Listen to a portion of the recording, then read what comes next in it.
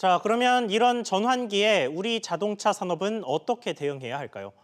정부가 부처 합동으로 과감한 전략을 내놨습니다.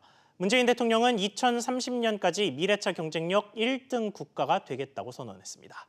관련해서 취재기자와 자세히 이야기 나눠보겠습니다. 윤지혜 기자 나왔습니다. 자, 윤 기자. 네. 먼저 정부가 발표했다는 이 종합대책의 핵심 내용이 뭔지부터 짚어보죠. 네, 미래차 중에서도 특히 자율주행 개발에 속도를 낼 수 있는 생태계를 만들겠다는 겁니다.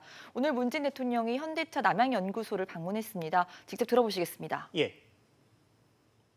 미래차 분야에 앞으로 10년간 60조 원을 투자하여 세계를 선도할 핵심 기술을 확보할 계획입니다. 정부도 미래차 부품 소재 기술 개발과 실증에 2조 2천억 원을 투자하여 기업의 혁신을 뒷받침하겠습니다. 구체적인 내용을 보면 현대차 그룹을 비롯해서 민간 투자를 유도하고 정부는 5년 안에 완전 자율주행을 위한 구체적인 제도와 4대 인프라를 완비합니다. 2025년까지 하늘을 나는 비행차로 불리죠. 플라잉카를 실용화해서 단계적으로 확산시키겠다는 계획도 밝혔습니다. 자, 그러면 이 정부 계획에서 미래차 시대가 본격적으로 올 거라고 보는 시점은 언제인가요? 원래 당초 목표로 했던 완전 자율주행 이 상용화 시점을 3년 앞당겨서 2027년으로 정했습니다.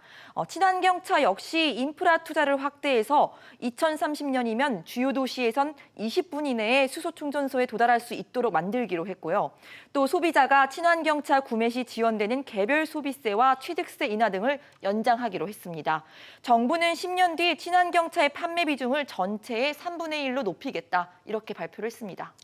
그런데 이 시점에서 정부가 이렇게 대대적인 발표를 했다는 게 조금 의아한데요. 그 배경이 뭐고 또 이번 정부가 내놓은 대책이 실효성이 있을지도 좀 설명해 주시죠. 사실 그 경쟁국과 비교를 해보면 우리나라는 이 대비가 다소 늦은 편이라고 볼 수 있습니다. 예. 자율주행의 핵심은 통신과 같은 ICT인데 사실 우리나라는 ICT 기술력이 전 세계 어디와 비교해도 뛰어나지 않습니까? 하지만 이 자율주행이 상용화되기에 지리적 여건도 좋고 인프라가 갖췄음에도 불구하고 다소 뒤처져 있다는 평가를 받아왔습니다. 예. 이 기술을 갖고 있지만 협소한 내수 시장 그리고 인프라 구축에 대한 불확실성 등이 그 원인 중 하나로 꼽혔는데요. 하지만 이번에 정부가 인프라 구축과 함께 이 미래 청사진을 제시하고 민간에 한마디로 판을 깔아줬다 이렇게 볼 수 있겠습니다. 이번 발표는 문재인 정부의 자율차 등 5대 신산업 정책과도 맞닿아 있는데요.